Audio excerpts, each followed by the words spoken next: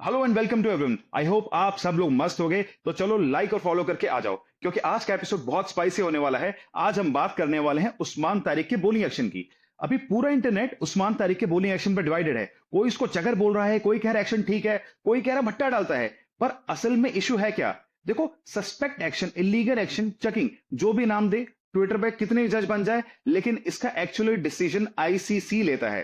पहले क्या था कि पहले on field umpire no ball दे सकते थे, पर रिसेंटली जब से आईसीसी ने 15 डिग्री का रूल डाला है, उसके बाद से ऑन फील्ड अंपायर्स ने नो बॉल देना बंद कर दिया है चेकिंग के लिए। अभी 15 डिग्री क्या है? देखो, कोई भी बॉलर हो, चाहे वो स्पिनर हो चाहे पेस बॉलर, बॉलिंग करते समय अपनी आर्म ऐसे बेंड करता है। ठीक है, बेंड करने के बाद जब आप इसको स्ट्रेट इन कर रहे होते हो, तब ये एंगल 15 डिग्री से ज्यादा नहीं बनना चाहिए, क्योंकि जब आप ऐसे करते हो झटके से, तो आपको एक्स्ट्रा बूस्ट मिलता है और आपकी बॉल तेज और ज्यादा रेप्स के साथ जाती है, जिसके कारण बॉलर को ज्यादा स्पिन मिलता है और विकेट लेने के चांसेस हो जाते हैं। इसे भट्टा कहते हैं। आप सब लोगों ने अपने लोकल एरिया में बच्चों को भट्टा बॉलिंग करते हुए देखा होगा। अब जब से ये 15 डिग्री का रूल आया है, तब से इसको नेकेड आई से जज करना बहुत मुश्किल हो गया है ऑन फील्ड अंपायर्स के लिए। ऊपर से कुछ बॉलर्स उस्मान तारिक जैसे फुल स्लीव्स पहन के बॉलिंग करते हैं, जिसके कारण और आर्म के बीच का एंगल देखना मुश्किल हो जाता है। इसलिए इनकी टेस्टिंग आईसीसी ऑथराइज सेंटर्स में होती है, जहां पता चलता है कि इनकी बॉलिंग एक्शन लीगल है या इलीगल। अभी मैथ्यू कुनामैन, ऑस्ट्रेलिया का जो स्पिन बॉलर था, जस्ट अपना एक्शन क्लियर करा के आया है। लेकिन इसमें प्रॉब्लम यह है कि जब बॉलर आईसीसी के टेस्टिंग सेंटर में जाता है, तब वो तो सीधे सीधे बॉल फेंक लेता है। पर जब आपको मैच के बीच में दो चौके पड़ जाए, तब वो बॉलर क्या करेगा? तब वो बॉलर ट्राई करेगा कि वो कुछ ऐसी बॉल की जाए जिससे उसको विकेट मिले। तो उस समय वो हल्का सा चेक करता है। तो इसके लिए सबसे जरूरी हो गया है on field monitoring, live monitoring होनी चाहिए, जैसे स्पीड की होती है। अदरवाइज उसके बिना पता नहीं चलता है। ठीक है, बचपन से दो तरह के बॉलर्स होते हैं। एक बॉलर्स जिनका एक्शन थोड़ा सस्पेक्ट होता है, और एक बॉलर जिनका कोच बचपन में इनको डंडा मार के ठीक करा देता है एक्शन।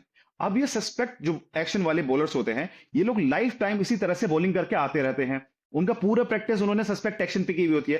तो इंटरनेशनल लेवल पे जाके सडनली उसे चेंज करना बिल्कुल पॉसिबल नहीं होता है। और इस सस्पेक्ट एक्शन के कारण कई बार उनको अनफेयर एडवांटेज मिलता है। अब अगर ये यंग एज में करेक्ट नहीं हुआ, तो आगे कैसे चेंज होगा इतने इजिली? बिकॉज एक प्लेयर लगभग 12-13 साल से 20 साल तक खेल रहा है, तो इतने साल में उसका एक्शन पक्का हो गया है। अब जैसे ही उसको बाउंड्री पड़ेगी 2-3, वो शॉर्टकट लेने का ट्राई करेगा, क्योंकि आज की टी20 गेम बहुत ज्यादा कॉम्पिटेटिव है दोस्तों। अब चलिए बात करते हैं उस्मान तारिक के एक्शन की। पहला है उस्मान तारिक के एक्शन का प्रॉब्लम जो है पॉज। भाई पॉज जो है वो मेरे हिसाब से गलत नहीं है, बिकॉज वो हर बार पॉज लेता है यार। वो हर बॉल पे आके ऐसे रुक जाएगा, फिर बॉलिंग करेगा। अगर उसके एक्शन में चेंज हो रहा होता, पॉज हो रहा होता, जिसके कारण बैट्समैन को कंफ्यूजन होता है कि ये बॉल कब छोड़ेगा कब नहीं छोड़ेगा, तो एक बार को कहते हैं कि ये एक्शन इलीगल है। बट जब वो हर बॉल में पॉज कर रहा है, तो मेरे हिसाब से कोई दिक्कत नहीं है। प्रॉब्लम यह है कि जब उस्मान तारिक फास्ट रन मारता है, क्योंकि पॉज के बाद बिना रन अप के, बिना एक्शन के सडनली 20 किलोमीटर की स्पीड जनरेट करना मुश्किल होता है। तो सडन जो वो स्पीड जनरेट करता है, उसमें कई बार ऐसा लगता है जैसे भट्टा मार रहा है। मैं एक्सपर्ट नहीं हूं, ना ही कह रहा हूं कि उस्मान तारिक चेकिंग करता है, बट आईसीसी को इस एक्शन को देखना चाहिए। और स्पेशली मैंने ये देखा है कि उस्मान तारिक को जब भी बाउंड्री पड़ती है, वो इमीडिएट फास्ट रन मारता है। आप किसी भी मैच में उठा के देख लो, 2-3 बाउंड्री पड़ी, वो तुरंत फास्ट रन मारेगा और उसको उसी बॉल पे विकेट ज्यादा मिलते हैं। अगर आप याद करो कैमरन ग्रीन वाला इंसिडेंट, तो कैमरन ग्रीन वाले इंसिडेंट में भी उसने मारी थी फास्ट वन, जिसको एक्शन किया कैमरन ग्रीन ने जाते में कि ये तो भाई बेसबॉल की पिच मार रहा है। तो अभी उस्मान तारिक को देखना बहुत जरूरी हो गया आईसीसी द्वारा। और ये कैसे हो सकता है? ये हो सकता है लाइव मॉनिटरिंग के द्वारा। ये भाई आप जाओगे टेस्टिंग सेंटर में, वहां तो सीधी सीधी बॉल कर दोगे, मैं भी कर दूंगा, लेकिन भट्टा मेन चेक होता है लाइव फील्ड पे। तो आईसीसी को ऐसे मेथड निकालने चाहिए, ऐसे इक्विपमेंट निकालने चाहिए। आज तो टेक वर्ल्ड है यार। ऐसे इक्विपमेंट निकालो कि लाइव टेस्टिंग करो कि भाई इसका आर्म का एंगल कितना है।